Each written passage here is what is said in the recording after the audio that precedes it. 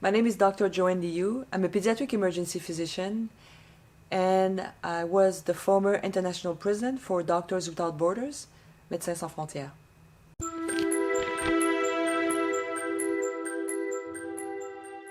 So the topic of my work, my reflection, and of my book is about existential threats. What I will be reflecting and writing on is on the existential threats that I've been facing when I was the international president of Doctors Without Borders. It would be about Ebola and pandemics, war on terror and attacks on hospitals, and the migrants crisis.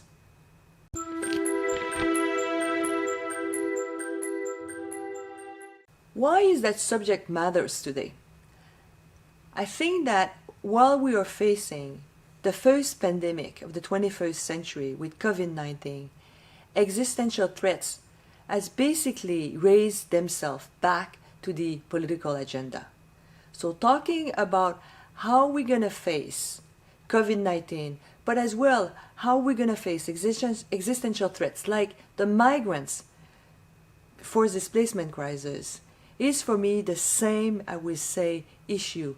It's about talking about what we perceive as a threat individually or collectively, although we know that if we were to fight it, we need to fight it together.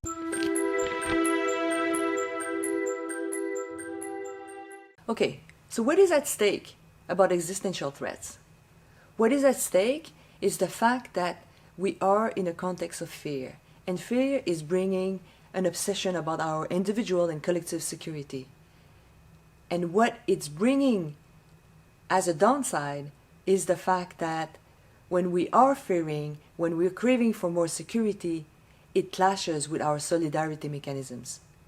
In my book, what I want to tell and what I want to show and demonstrate is the fact that existential threats brings all of that of fear and security, but at the end of the day, even if we're scared, even if sovereignty seems so appealing, even if you're so nationalistic, at the end of the day, sticking it together and doing it together will be the best option. COVID-19 is a case of point of this.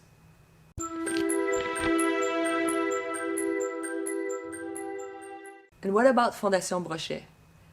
Well, Fondation Brochet is one of the most, I would say, incredible place in Hermance, where it brings together researchers across the world to come and reflect on a very specific topic.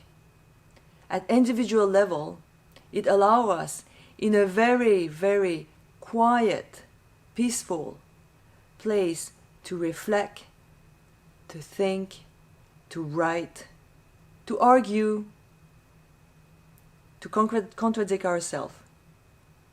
But on a collective level, with 12 researchers around, it is the really improbable marriage of discussion and arguments, and it is so rich. This probably will, I would say, create one of the best moments of my life as a researcher. Because when is the last time I had the opportunity to sit with a bioethic researcher from the west coast of the States and argue about the plague of Camus? That's what I did when I was here.